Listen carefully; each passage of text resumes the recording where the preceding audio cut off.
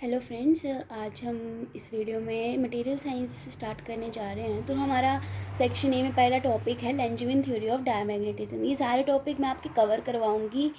आप बहुत ही पेशेंस के साथ सारी प्लेलिस्ट देख सकते हैं। तो आज का पहला टॉपिक है हमारा लेंजविन थ्योरी ऑफ डायमैग्नेटिज्म। मैं सिर्फ इस सिलेबस को ही फॉलो करूँगी, बाकी इसके अलावा आपके टॉपिक्स होंगे आपकी कॉलेज यूनिवर्सिटी के, तो आप मुझे कमेंट करके बता दो, मैं उनको भी एक्सप्लेन कर दूँगी। तो स्टार्ट करते हैं। तो मैग्नेटाइजेशन या मैग्नेटिज़्म से तो आप वाकिफ़ ही होंगे, आपने शुरू में भी पढ़ा होगा छोटी क्लासेस में। तो जितने भी हमारे पास मटेरियल्स होते हैं, मेटल्स, इंसुलेटर्स और सेमीकंडक्टर, वो एग्जिबिट करते हैं magnetism according to their magnetic properties. और ये जो होते हैं मैग्नेटिज़्म, हमारा जो मटेरियल का होता है वो 5 टाइप्स का होता है: diamagnetic material, ferromagnetic material, paramagnetic material और एंटी फेरोमैग्नेटिक मटेरियल, फेरी मैग्नेटिक मटेरियल। तो वन बाय वन थोड़ा सा इनके बारे में आपको बता दूंगी मैं। तो पहला है हमारे पास है डायामैग्नेटिक।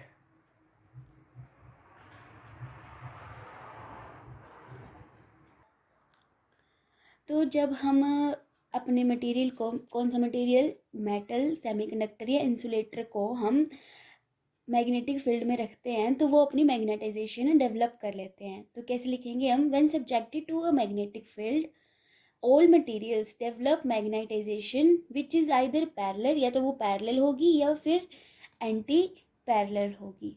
ठीक है।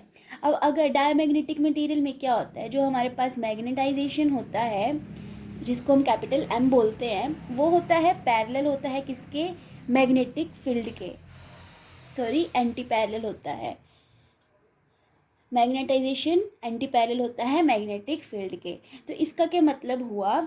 It means these types of materials repel in strong region of magnetic field, मतलब ये रिपेल करेंगे, ठीक है, इन स्ट्रॉन्ग मैग्नेटिक फील्ड। तो डायमैग्नेटिक में यही होता है। अब हम देखेंगे दूसरा पॉइंट है हमारे पास पैरामैग्नेटिक मटेरियल। ठीक है। पैरामैग्नेटिक मटेरियल में क्या होगा हमारे पास? इसके अपोजिट होगा कि हमारे पास मैग्नेटाइजेशन और मैग्नेटिक फील्ड जो है वो पैरेलल होगी एक दूसरे के, और वो जो है अट्रैक्ट करेंगी कहाँ पे? जो हमारे पास रीजन होगा मैग्नेटिक फील्ड का। मैंने क्या बोला है कि मैग्नेट, हर एक मटेरियल की जो है अपनी अपनी जो है वो मैग्नेटिज्म एग्जिबिट करते हैं, तो उनकी मैग्नेटिक प्रॉपर्टीज़ भी होंगी। तो क्या प्रॉपर्टी? अगर डायमैग्नेटिक मटेरियल होगा, मतलब डायमैग्नेटिक प्रॉपर्टी शो कर रहा है, तो इसका मतलब होगा कि उसकी जो मैग्नेटाइजेशन होगी और जो मैग्नेटिक फील्ड हमने मतलब अप्लाई करी या उसको दी मटेरियल को, वो एंटी पैरेलल होगी, और मतलब वो स्ट्रॉन्ग मैग्नेटिक रीजन में जो हैं वो रिपेल करेंगे एक दूसरे को, और जो पैरामैग्नेटिक मटेरियल में होगा वो अट्रैक्ट करेंगे, और क्योंकि वो पैरेलल है मैग्नेटाइजेशन और मैग्नेटिक फील्ड। तो आगे हमारे पास आता है फेरोमैग्नेटिक मटेरियल। तो फेरोमैग्नेटिक मटेरियल में क्या होता है कि जो मैग्नेटाइजेशन होती है वो स्पॉन्टेनियस होती है। स्पॉन्टेनियस मतलब खुद से ही हो जाती है, मतलब हमारे पास जो मैग्नेटाइजेशन है इन absence of external magnetic field में भी हमें दिखाई देती है, उसको हम फेरोमैग्नेटिक मटेरियल बोलते हैं। जो हमारे पास फेरी मैग्नेटिक मटेरियल होता है वो भी ऐसी ही प्रॉपर्टी शो करता है। इसके बारे में डिटेल में हम, इसका जो अलग से टॉपिक होगा उसमें जानेंगे, लेकिन ये थोड़ा इंट्रोडक्शन के लिए ही था। तो आगे हमारे पास है एंटी फेरोमैग्नेटिक। उसमें क्या होता है, एटॉमिक मोमेंट्स जो है ऐसे अरेंज होते हैं कि उनका जो नेट मैग्नेटाइजेशन होता है वो वैनिश हो जाता है। ठीक है। इसका मतलब ज़्यादा डिटेल में आपको मैं एंटी फेरो वाले टॉपिक में ही बताऊंगी। अभी के लिए बस इतना ही समझ लो कि एटॉमिक मोमेंट्स जो होते हैं वो नेट मैग्नेटाइजेशन को वैनिश कर देते हैं। और फेरोमैग्नेटिक की क्या प्रॉपर्टी होती है? उसकी भी सेम प्रॉपर्टी होती है फेरोमैग्नेटिक की से ही, कि स्पॉन्टेनियस मैग्नेटाइजेशन होती है। बाकी इनमें जो डिफरेंस होगा वो हम इनके फर्दर जो डिटेल टॉपिक होगा वहाँ पे डिस्कस करेंगे। ठीक है। ये थोड़ा इंट्रोडक्शन वाला पार्ट है। तो अब कुछ टर्म्स हम जो है डिफाइन करेंगे कि क्या, कौन सी टर्म क्या होती है। तो पहली टर्म हमारे पास आ जाएगी मैग्नेटाइजेशन। मैग्नेटाइजेशन होता है magnetic moment per unit volume. ठीक है। तो नेक्स्ट टर्म है आपके पास मैग्नेटिक डाइपोल मोमेंट, जिसको हम म्यू से डोनेट करते हैं। जैसे हमारे पास एक सिस्टम है, सिस्टम में हम लेके चलेंगे कि दो हमारे पास अपोजिट पोल्स हैं, ठीक है, वो कुछ डिस्टेंस में, स्मॉल डिस्टेंस में सेपरेटेड हैं, तो इसको हम बोलेंगे मैग्नेटिक डाइपोल। अगर ये डाइपोल जो होगा एक्सटर्नल मैग्नेटिक फील्ड में प्लेस कर देंगे तो वो एक्सपीरियंस करेगा, टॉर्क एक्सपीरियंस करेगा, तो वो जो है रोटेट कर जाएगा किसी पर्टिकुलर डायरेक्शन में। तो अगर हम मान के चले टो जो हमारे पास वो टॉर्क एक्सपीरियंस्ड बाय डाइपोल है in magnetic field B, then the magnetic dipole moment is defined as mu into B magnetic field is equals to कितनी टॉर्क आ गई, इसको हम म्यू मैग्नेटिक डाइपोल मोमेंट बोलेंगे। अब नेक्स्ट टर्म जो हमारे पास आएगी वो आएगी, ये टर्म मैं इसलिए करवा रही हूँ कि आपको डेरिवेशन में जो है फिर कन्फ्यूजन नहीं रहेगा कि कौन सी टर्म कहाँ से आई। ये है तो सारा आपने पहले से पढ़ा हुआ है, पर फिर भी आपको याद तो रहा नहीं होगा। तो मैग्नेटिक सस्पेक्टिबिलिटी हम काई से डोनेट करते हैं। It is a measure of the ease with which unit volume of material can be demagnetise by magnetising field. तो मैग्नेटिक सस्पेक्टिबिलिटी क्या होती है कि it is a measure of ease with which unit volume of material can be magnetise by magnetising field. तो किस measure से, मतलब हम एक यूनिट वॉल्यूम होता है मटेरियल का, उसको मेज़र करेंगे कि वो मैग्नेटाइज हो जाएगा कौन सी मैग्नेटाइजिंग फील्ड से, तो उसी फैक्टर को हम बोलते हैं मैग्नेटिक सस्पेक्टिबिलिटी। तो इसका फॉर्मूला होता है मैग्नेटाइजेशन अपॉन मैग्नेटाइजिंग फील्ड। तो ये दोनों ही हमारे पास मैग्नेटाइजेशन की ही टर्म्स हैं। तो ये हमारे पास डायमेंशनलेस क्वांटिटी है, क्योंकि दोनों कैंसिल आउट हो जाएंगे तो डायमेंशनलेस हो जाएगी ये क्वांटिटी। ठीक है, तो अब हम सीधा डायरेक्ट नोट से ही पढ़ते हैं। तो स्टार्ट कहाँ से करोगे आप, जो लेंजविन थ्योरी ऑफ डायमैग्नेटिज्म है। तो सबसे पहले हम डायमैग्नेटिज्म के बारे में लिखेंगे कि diamagnetism is the occurrence of negative susceptibility which arises from Lenz's law. तो लेंजेस लॉ क्या होता है हमारे पास, जब हमारे पास एक when the magnetic flux through an electric circuit is change, जब हमारे पास इलेक्ट्रिक सर्किट में मैग्नेट फ्लक्स चेंज होता है, आपने बचपन में 12th में पढ़ा होगा, जब फ्लक्स चेंज करते हैं तो इंड्यूस्ड करंट जो है सेटअप हो जाता है, और वो जो होता है इन सच अ डायरेक्शन, ऐसी डायरेक्शन में to oppose the flux change, मतलब फ्लक्स चेंज को रोकने के लिए होता है ये जो इंड्यूस्ड करंट होता है।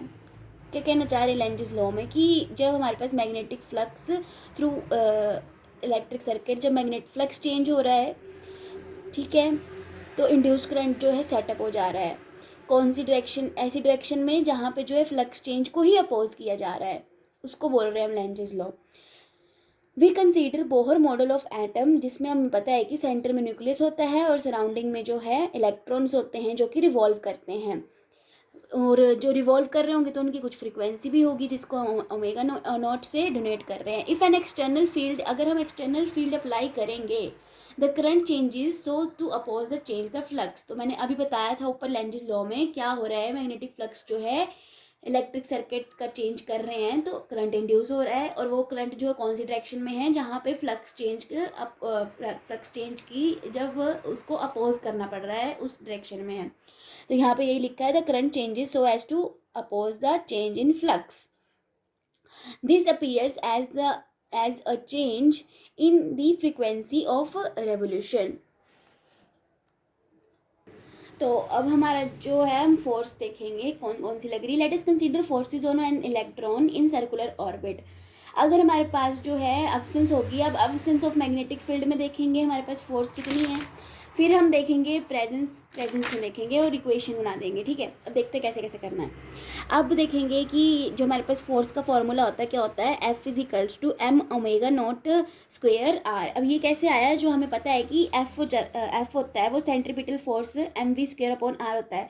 सेंट्रीपिटल फोर्स क्यों, क्योंकि यहाँ पे इलेक्ट्रॉन जो है सर्कुलर ऑर्बिट में मूव कर रहा है, और हमारे पास v की वैल्यू हमें पता है कि ओमेगा इंटू आर होता है, तो यहाँ पे v की वैल्यू पुट करेंगे तो m ओमेगा स्क्वेयर आर आ जाएगा। तो यहाँ पे मैंने पुट कर दिया m omega naught square are.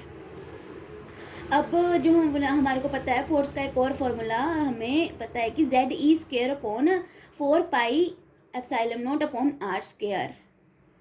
अगर आपको याद नहीं होगा तो आप एक बार 12th की बुक को चेक कर सकते हैं। ठीक है, यहाँ पे E जो है चार्ज ऑफ इलेक्ट्रॉन है, Z E charge of nucleus है, M मास ऑफ इलेक्ट्रॉन है, R radius of circular orbit है, और ओमेगा नॉट स्क्वायर क्या है हमारे पास, जेड ई स्क्वायर 4πε0 mr3। तो ओमेगा नॉट की वैल्यू क्या आ जाएगी हमारे पास, सॉरी आपको दिख नहीं रहा था, तो ओमेगा नॉट की वैल्यू आ जाएगी हमारे पास से √ZE² 4πε0 इसे इक्वेशन नंबर 1 दे देंगे हम।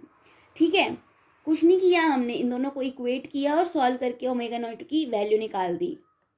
चलो हम देखते हैं कि प्रेजेंस ऑफ मैग्नेटिक फील्ड में क्या हो रहा है। तो Lorentz force on electron moving with velocity v, तो यहाँ पे लॉरेंज फोर्स लग रही, तो लॉरेंज फोर्स का फॉर्मूला होता है -e_v क्रॉस प्रोडक्ट b के साथ। तो यहाँ पे v का फॉर्मूला हमने पीछे पढ़ा ओमेगा इंटू r होता है, तो ये हमारे पास क्या आ गया, -e omega into r cross b।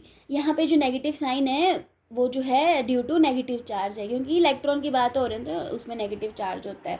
Assuming applied B is perpendicular to orbit, अगर हम एज्यूम कर लें कि हमारे पास बी जो है वो परपेंडिकुलर होगा ऑर्बिट के, तो हमारे पास साइन थीटा आ जाएगा।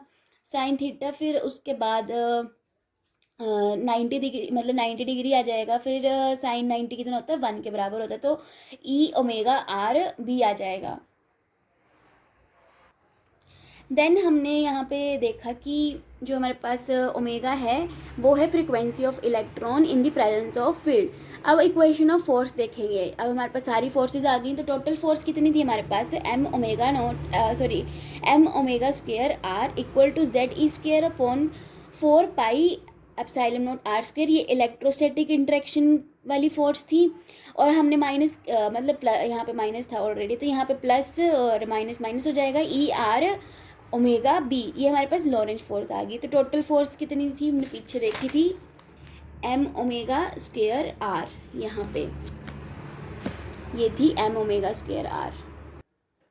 तो अब देख सकते हैं यहाँ पे m ओमेगा स्क्वायर r। अब इसको जो है लॉरेंज फोर्स वाले पार्ट को हम इस तरफ ले गए, और ये वाला पार्ट जब इस तरफ गया तो माइनस का हो गया, इक्वल टू 0। अब जो है अब हम इसको थोड़ा सिंपल बनाने के लिए तो यहाँ पे डिवाइड कर देंगे। यहाँ पे मतलब ओमेगा स्क्वायर ही रहना चाहिए, आपकी क्वाड्रेटिक इक्वेशन बनानी है तो कैसे बनेगी, mr से डिवाइड करेंगे। तो mr से डिवाइड किया तो हमारे पास ये इक्वेशन आ गई। अब इक्वेशन नंबर 1 से हमें पता है कि ओमेगा नॉट स्क्वायर की वैल्यू क्या होती है, ये सारी होती है, अभी आपने पीछे पढ़ी थी। तो यहाँ पे हमने लिख दिया इसकी पूरी टर्म की जगह ओमेगा नॉट स्क्वायर, और बाकी EB अपॉन m ओमेगा आ जाएगा आपके पास। ठीक है, बाकी आप पीछे इक्वेशन खुद देख सकते हैं, ज़्यादा हार्ड काम नहीं है यहाँ पे। फिर ये हमारे पास क्वाड्रेटिक इक्वेशन बन गई। क्वाड्रेटिक इक्वेशन को हम सॉल्व करेंगे, तो सॉल्व किया तो omega is equals to -b plus -b² plus 4ac का फॉर्मूला लगाया अपॉन 2, तो हमारे पास के रिजल्ट आया। तो हमारे पास ये रिजल्ट आ गया, plus minus √ omega naught square plus EB upon 2m का whole square minus EB upon 2m। अगर हमारे पास EB अपॉन 2m जो है बहुत ही छोटा होगा ओमेगा नॉट से, मतलब ओमेगा नॉट जो है हमारे पास क्या थी, फ्रीक्वेंसी थी किस चीज़ की, हाँ जिसमें हम रिवॉल्व कर रहे थे। ठीक है, तो ओमेगा नॉट हमारे पास फ्रीक्वेंसी थी, तो हमारे पास ओमेगा की वैल्यू क्या आ गई, plus minus omega naught minus EB upon 2m। तो this shows that applied magnetic field changes the angular frequency from omega naught to omega. ये लिखा हुआ है ना मैंने, omega naught is the angular frequency of the electron before the application of magnetic field. मतलब magnetic field से पहले जो हमारे पास फ्रीक्वेंसी थी वो ओमेगा नॉट थी। तो हमारे पास जो है जब हमने अप्लाई कर दी मैग्नेटिक फील्ड तो हमारे पास एंगुलर फ्रीक्वेंसी ओमेगा नॉट से ओमेगा हो गई, ये आ गई हमारे पास। ठीक है, इसको हम जो है EB अपॉन 2m जो हमारे पास आएगा, इसको हम लार्मर फ्रीक्वेंसी भी बोलते हैं। ठीक है, अगर आपको ये सब बकवास बातें लिखनी होंगी तो आप लिख सकते हो, टाइम होगा अगर आपके पास और एग्जामिनर को खुश करना हो तो the positive negative sign means that the electron having orbital moment parallel to the field are slowed down, and those whose moments are anti-parallel are speeded up by amount EB by 2m। मतलब यहाँ पे positive negative sign यही बता रहे हैं कि जो हमारे पास इलेक्ट्रॉन है जब उसका ऑर्बिटल मोमेंट होगा वो पैरेलल होगा फील्ड के, वो स्लो डाउन होंगे, और जो मोमेंट जिनका एंटी पैरेलल होगा मतलब जब नेगेटिव होगा आर स्पीडेड अप, तो वो स्पीड अप हो जाएंगे किस अमाउंट से, EB बाई 2m को। इसी को हम बोलते हैं लार्मर्स थ्योरम भी बोलते हैं, और ये EB बाई 2m को हम लार्मर फ्रीक्वेंसी बोलते हैं।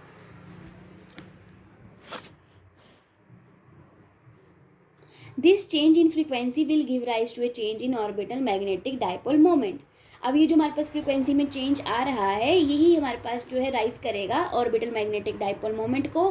Date is a magnetic polarisation और मैग्नेटाइजेशन टेक प्लेस, मतलब हमारे पास मैग्नेटाइजेशन होगी। This is because the change in frequency is equivalent to additional current, क्योंकि हमारे पास जो चेंज इन फ्रीक्वेंसी वो इक्वलेंट है। ये सब आपको लिखने की ज़रूरत नहीं है ज़्यादा, आप डायरेक्ट यहाँ से शुरू कर सकते हैं। The current for each electron due to frequency change EB/2m is, जो हमारे पास करंट फॉर ईच इलेक्ट्रॉन है ड्यू टू फ्रीक्वेंसी चेंज, मैंने अभी बताया ऊपर की जो फ्रीक्वेंसी तभी बोल रही हूँ, यहाँ पर भी तो लिख ही रहे हैं तो ज़्यादा ज़रूरत नहीं इसको लिखने की, तो यहीं से डायरेक्ट लिख दो आप। तो आई हमारे पास आ जाएगा charge into revolution per unit time और फ्रीक्वेंसी, ठीक है। तो हमारे पास इक्वेशन नंबर 3 आ गई, I is equals to Q charge into frequency. तो हमें पता है चार्ज किसके बराबर है, जेड और ई, इलेक्ट्रॉन की बात हो रही है। तो एफ इज इक्वल्स टू क्या हो जाएगा हमारे पास, ओमेगा अपॉन 2 पाई, मतलब आपको इसकी ओमेगा की वैल्यू पता ही है, 2 पाई फ्रीक्वेंसी होती है, आपको पता है, आपने पढ़ी होगी कहीं ना कहीं, तो नहीं पढ़ी तो यहाँ पे देख लो। तो ओमेगा की वैल्यू क्या है हमारे पास, लार्मर फ्रीक्वेंसी अभी हमने फाइंड आउट करी EB/2m। तो हमारे पास करंट की वैल्यू क्या आ जाएगी, -ZE/2 पाई EB/2m। तो यहाँ पे नेगेटिव क्यों है बताने की ज़रूरत नहीं है, चलो बता देती हूँ, इलेक्ट्रॉन है तो इलेक्ट्रॉन की बात हो रही है तो नेगेटिव चार्ज आएगा ही। तो -ZE² B/4 पाई m आ जाएगा। अब हम मैग्नेटिक मोमेंट निकालेंगे दिस करंट लूप म्यू के लिए। तो mu is equals to I into area of loop. तो आई की वैल्यू तो आपके पास आ गई, अब एरिया ऑफ लूप निकालेंगे। तो अगर हमारे पास रो को हम रेडियस ऑफ लूप लेके चलेंगे, आर हम इसलिए लेके चले, आर हमने कहीं और यूज़ किया हुआ है, तो हम रो लेके चलेंगे रेडियस ऑफ लूप, तो हमारे पास क्या आ जाएगा πr², क्योंकि सर्कुलर ऑर्बिट है। तो यहाँ पे म्यू की वैल्यू क्या आ जाएगी, हमने सारी वैल्यूज पुट कर दी, यहाँ पे आई की वैल्यू भी कर दी पुट हमने, और एरिया ऑफ लूप की वैल्यू पुट कर दी। तो हमारे पास जो पाई से पाई कैंसिल होकर हमारे पास म्यू की वैल्यू आ गई। यहाँ पे negative sign signifies that the induced magnetic moment is always opposite to the applied field, मतलब जो हमारे पास मैग्नेटिक मोमेंट होगा जो इंड्यूस हुआ वो अपोजिट होगा किसके, अप्लाइड मैग्नेटिक फील्ड के। डायरेक्शन बताइए, यही सब मैंने यहाँ पे जो आपको बताया लाइंस में लिखा हुआ है। अगर यहाँ पे here rho is the distance of electron from the field axis, मतलब हमने डिस्टेंस ही लिया हुआ है ना इसको इलेक्ट्रॉन से from the field axis. If the field is in Z direction, अगर हमारे पास जेड डायरेक्शन में तो रो हम ऐसे लिख सकते हैं, rho square equal to x² plus y²। तो ये तो हमारे पास सिंगल हम एक इलेक्ट्रॉन की बात कर रहे हैं। अब सारे जो हमारे पास इलेक्ट्रॉन होगा उसका सेम रेडियाई तो होगा नहीं, तो हम जो एवरेज लेके चलेंगे, ठीक है। अब कैसे फाइंड आउट करेंगे, ये लिखा मैंने, we have to use averages because all electron in an atom do not have same radii, same radii नहीं होता सबका। तो that's why mean square distance of electron from nucleus, तो मीन स्क्वायर डिस्टेंस क्या आ जाएगा हमारे पास, r², एवरेज लगाया ये साइन मैंने, x² plus y² plus z²। अब हमारे पास स्फेरिकली सिमेट्रिक एटम के लिए जो है ये सारे इक्वल हो जाएंगे, तो हमारे पास एवरेज जो आ जाएगा r² आ जाएगा 3 एवरेज x², और जो हमारे पास रो स्क्वायर आ जाएगा वो 2 x² आ जाएगा, क्योंकि यहाँ पे रो स्क्वायर क्या था, x² प्लस y²। तो जब हमने x² और y² को इक्वल कर दिया तो हमारे पास 2x² आ जाएगा। तो यहाँ से हमारे पास जो r² की फॉर्म में हमें रिजल्ट चाहिए, तो r² अपॉन रो स्क्वायर को हम डिवाइड करेंगे तो 3/2 आ जाएगा।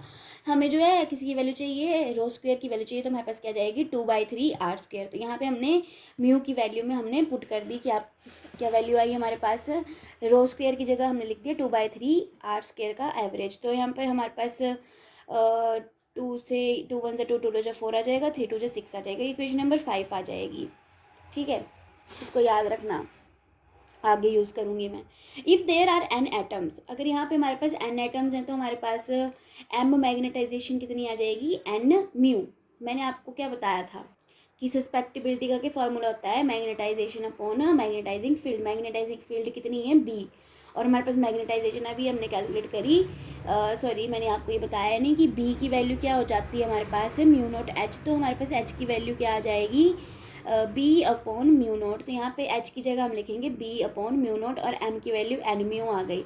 अब इस इक्वेशन को जो है हम इक्वेशन नंबर 5 में पुट कर देंगे, तो हमारे पास क्या रिजल्ट आ जाएगा,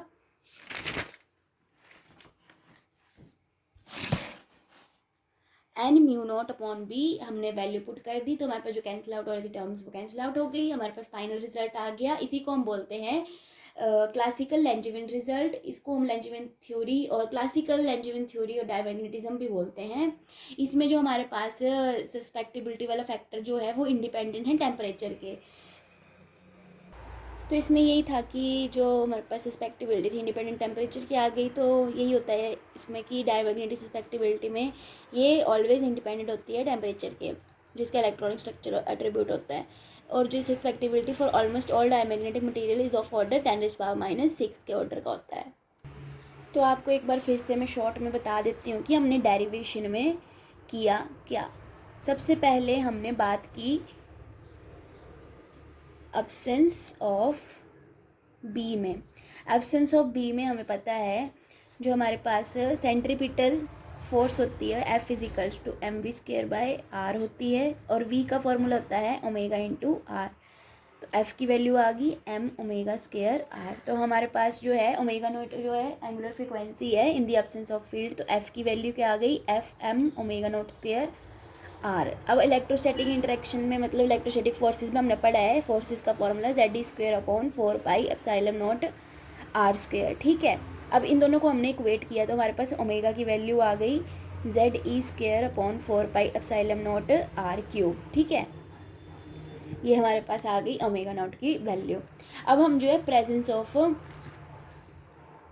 प्रेजेंस ऑफ मैग्नेटिक फील्ड की बात करेंगे। तो प्रेजेंस ऑफ मैग्नेटिक फील्ड में हमारे पास आ जाएगी लॉरेंज फोर्स। ठीक है, यहाँ पे सेंट्रीपिटल फोर्स थी, यहाँ पे लॉरेंज फोर्स की बात करेंगे हम। F equals to -E v×b। तो v का हमारे पास फॉर्मूला क्या है ओमेगा इंटू आर। तो हमारे पास अब आगे अगला स्टेप क्या होगा हमारे पास, अगर अप्लाइड मैग्नेटिक फील्ड जो परपेंडिकुलर होगी ऑर्बिट के, मतलब जब हम अप्लाई कर रहे हैं मैग्नेटिक फील्ड वो ऑर्बिट के परपेंडिकुलर है तो 90 डिग्री का एंगल आ रहा है, तो क्रॉस प्रोडक्टेड आते हैं तो साइन थीटा आ जाता है। तो थीटा क्या है यहाँ पे 90 है, तो साइन 90 कितना हो जाएगा 1 के बराबर। तो यहाँ पे जो है इक्वेशन आ जाएगी फोर्स की, जिसको हम लिख सकते हैं m ω²r equal to Ze²/4πε0r² -ER ω/b। ठीक है, इसी को हम सॉल्व करेंगे। कैसे सॉल्व करेंगे पहले देखेंगे। यहाँ पे ओमेगा मतलब याद रखना कि क्वाड्रेटिक इक्वेशन बनानी है तो कैसे बनेगी क्वाड्रेटिक इक्वेशन। पहले हम जो है इसको सिंगल ओमेगा बनाएंगे। कैसे बनेगा ओमेगा, डिवाइड कर देंगे हम mr से, हमने डिवाइड कर दिया। फिर हमारे पास जो क्वाड्रेटिक आएगी, क्वाड्रेटिक का फॉर्मूला होता है -b + -b² - 4ac/2a। a तो हमारे पास यहाँ पे क्या था 1 ही था, तो कंफ्यूज मत होना ज़्यादा। तो अगर हमारे पास EB/2m जो है बहुत लेस देन होगा ओमेगा नॉट के। ओमेगा नॉट क्या थी हमारे पास, फ्रिक्वेंसी थी इलेक्ट्रॉन की जब हमने मैग्नेटिक अप्लाई नहीं किया हुआ था। तो हमारे पास जो है ओमेगा में यहाँ पे ± ओमेगा नॉट -EB/2m आ गया था ओमेगा की वैल्यू। तो ये हमारे पास जो था एडिशनल फैक्टर था, इसी को हम बोल रहे थे लार्मर्स फ्रीक्वेंसी। ये हमारी आगे यूज़ होगी। फिर उसके बाद जो हमारे पास स्टेप था, उसके बाद हमने किया था करंट निकाला था। करंट का फॉर्मूला था Q × F, charge into revolution per unit time, मतलब फ्रीक्वेंसी की बात कर रहे थे। मतलब जो हमारे पास फ्रीक्वेंसी आई थी, फ्रीक्वेंसी चेंज था EB/2m, उसके में करंट निकाल लेंगे। तो करंट हमने कैसे निकाला, Q की वैल्यू थी Z × E और F की वैल्यू थी हमारे पास ω/2π। तो ओमेगा की वैल्यू हमारे पास लार्मर फ्रीक्वेंसी आई थी EB/2m। इन सारी वैल्यूज़ को पुट करेंगे यहाँ पे, फिर तो करंट की वैल्यू आ जाएगी। फिर हम निकालेंगे मैग्नेटिक मोमेंट। मैग्नेटिक मोमेंट निकाला mu into area of loop. तो रो हमारे पास क्या था, रेडियस था लूप का, तो एरिया क्या आ जाएगा, एरिया हमारे पास आ जाएगा π² तो ठीक है, तो म्यू की वैल्यू भी आ जाएगी। म्यू की वैल्यू के बाद हम जो है एवरेज निकालेंगे। एवरेज के बाद हम जो है ρ² की वैल्यू जो है यहाँ पे पुट कर देंगे इक्वेशन में म्यू की वैल्यू में। फिर हमारे पास जो मैग्नेटिक सस्पेक्टिबिलिटी देखेंगे, फिर मैग्नेटिक सस्पेक्टिबिलिटी के बाद जो है फाइनल रिजल्ट आ जाएगा लैंजीविन रिजल्ट। Thank you.